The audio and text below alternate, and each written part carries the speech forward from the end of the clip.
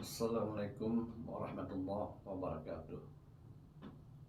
Salam sejahtera buat kita semua. Om Swastiastu, Namo Buddhaya, salam kebajikan, salam Nusantara.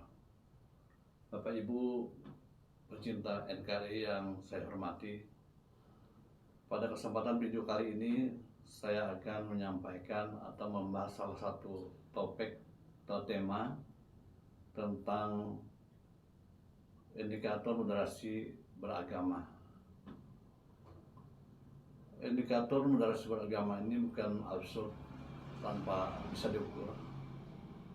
Keberhasilan moderasi beragama ini bisa kita lihat sejauh mana tingginya moderasi beragama di negara Indonesia ini. Ada 4 indikator moderasi beragama yang akan kita bahas. Yang pertama adalah toleransi.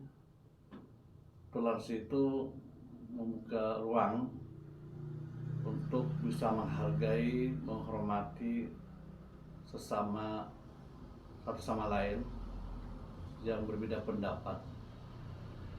Walaupun pendapat kita itu salah, tetap kita konsen untuk menghargai dan menghormati pendapat orang lain.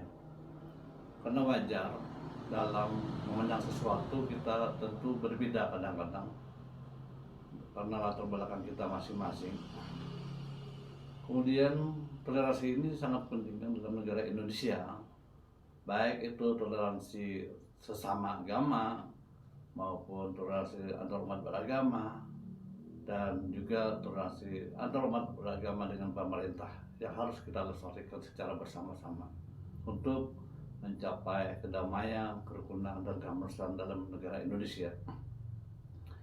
Yang kedua adalah komitmen kebangsaan. Komitmen kebangsaan ini berarti kita harus selaraskan paham-paham kita yang berbeda dengan kewarganegaraan kita, dengan konsensus komitmen kebangsaan kita. Apa itu komitmen kebangsaan kita, konsensus kebangsaan kita? Yang pertama adalah kita harus menyesuaikan dengan nilai Pancasila. Kita harus mengikuti aturan perundang-undangan sebagaimana Undang-Undang 45 yang dijelaskan di sana dalam kebebasan umat beragama pada pasal 29 ayat 2. Kemudian juga kita harus komitmen dengan NKRI, dan bahkan kita harus komitmen dengan Bhinneka Tunggal Ika. Walaupun berbeda-beda, kita tetap satu dalam beragama dan lain sebagainya. Kemudian yang ketiga, kita harus anti kekerasan dalam kehidupan bernegara. Sebaiknya kita harus jangan melakukan kekerasan, baik itu kekerasan berbentuk fisik maupun kekerasan berbentuk vokal dan lain sebagainya, yang nanti akan merugikan salah satu pihak dan bahkan akan membuat konflik berkepanjangan antara masyarakat kita. Jadi kekerasan yang bentuk pemikiran, bentuk kata-kata, bentuk perbuatan bahkan yang merugikan salah satu pihak harus dihindari. Yang terakhir adalah kita harus ramah terhadap tradisi budaya.